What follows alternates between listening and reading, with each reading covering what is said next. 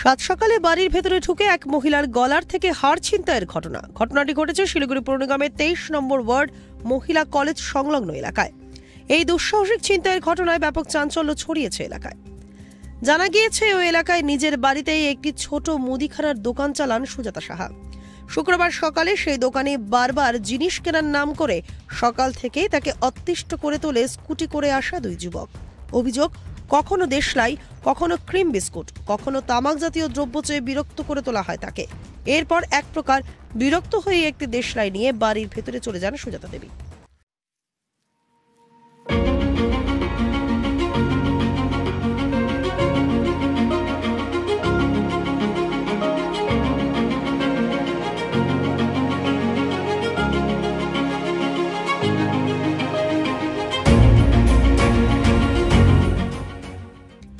তারপর হঠাৎই তার পেছন তার বাড়ির ভেতরে প্রবেশ করে ওই দুই যুবক। নানান কথার ছলে তার গলার থেকে সোনার চেন নিয়ে চম্পট দেয় তারা। ঘটনা জানাজানি হতেই ওই দুই যুবকের পেছনে ধাওয়া করেন এলাকায় প্রাতঃভ্রমণে বেরিয়ে আসা এক ব্যক্তি। ধরেও ফেলেন তাদের। এরপরে সজোরে ধাক্কা দিয়ে ওই ব্যক্তিকে সরিয়ে সেই জায়গা থেকে স্কুটি নিয়ে চম্পট দেয় তারা।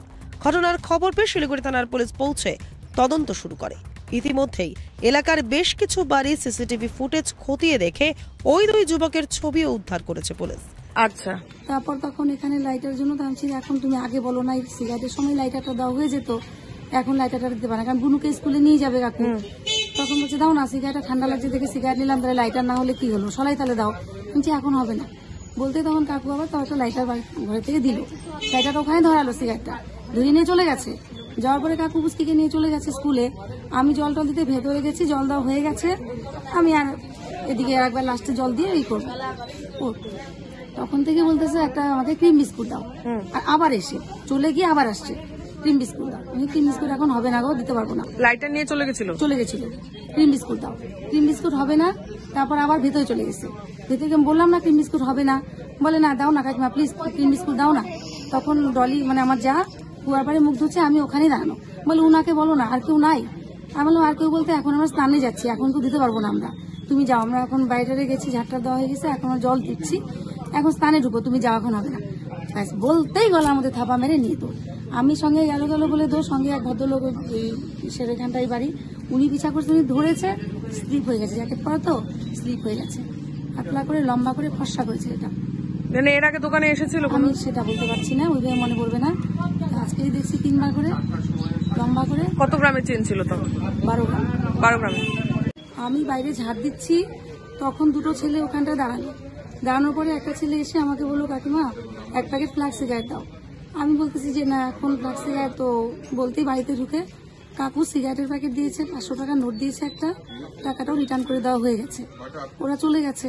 কিছুক্ষণ পরে আবার আসছে, আমি বাইরে জল টল দিচ্ছি, কিছুক্ষণ পরে আবার এসে বলতেছে কি লাইটার দাও, তখন এখানে ঢুকে গেছে। এই ঘটনার বিষয়ে 23 নম্বর ওয়ার্ড কমিটির সদস্য বাবলু পাল জানান, বেশ কিছুদিন ধরে ভোরবেলার থেকে 23 নম্বর ওয়ার্ডের বৈদ্যুতিক পাওয়ার কাট হয়ে যাচ্ছে একটি নির্দিষ্ট সময়। আজও সকাল 6:35 নাগাদ ফের একই ঘটনা ঘটে। আর ঠিক সেই সময় 2 মিনিটের মধ্যে এই ঘটনা ঘটে। এর মধ্যে কোনো যোগসূত্র রয়েছে বলে এলাকাবাসীর অনুমান।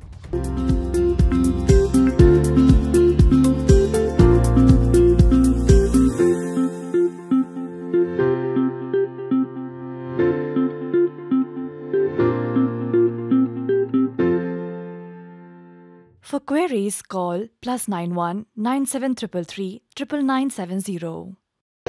অ্যাকচুয়ালি আজ সকালে 6:30টার দিকে সাধন সার বাড়ির সামনে তার মিসেস পরিষ্কার করছিল। তখন দুটো ছেলে, তার যেহেতু একটা দোকান আছে, দোকানটা বন্ধ ছিল, একটা জিনিস নিতে আসে, সিগারেট বা কোনো কিছু জিনিস নিতে আসে। উনি বারবার না করে যে না এখন আমি দোকান 10টার আগে খুলবো না, কিন্তু তারা শুনেনি। তো 2-3বার বলার পরে ওরা যায়নি। হঠাৎ করে তার গলার যে চেন যে ছিল সেটা নিয়ে দুজন এসে চেন নিয়ে পালিয়ে যায়। আর 2-3 দিন থেকে দেখা যাচ্ছে যে আমাদের 23 নম্বর ওয়ার্ডে এই 4টা সাড়ে 4টার দিকে যত ইলেকট্রিকের যে শাটডাউন যে আছে, লাইটগুলি যে আছে যেখান থেকে আমাদের কানেকশন দেয়, সেই ইলেকট্রিকের লাইনগুলি ওরা বন্ধ করে দিচ্ছে। তো আমরা সাপ্লাই অফিসকেও বলেছি এটাকে নজর দেওয়ার জন্য, এবং শিলিগুড়ি থানা কমপ্লেন করেছি যে কারা এই লাইনটা বন্ধ করছে, এটার ভিতরে একটা চক্র কাজ করছে। আর পরশুদিনও একটা 1:30টার দিকে এরকম একটা ঘটনা হয়েছিল। আমরা ওই থানায় কমপ্লেন করতে বলেছিলাম, পলিটেকনিক কলেজের ছেলে আছে, তো শিলিগুড়ি থানা আইসি সাহেবকে আমি সকালেও এটার মেসেজ দিয়েছি। আবার নতুন করে আমরা কাউন্সিলর আমাদের যে লক্ষ্মীপাল আছে, তিনি থানায় আইসি সাহেবের সাথে কথা বলে একটা আমরা 23 নম্বর ওয়ার্ড থেকে একটা ডেপুটেশন দেবো, যাতে পাড়ায় টহলদারি রাখে পুলিশের জন্য।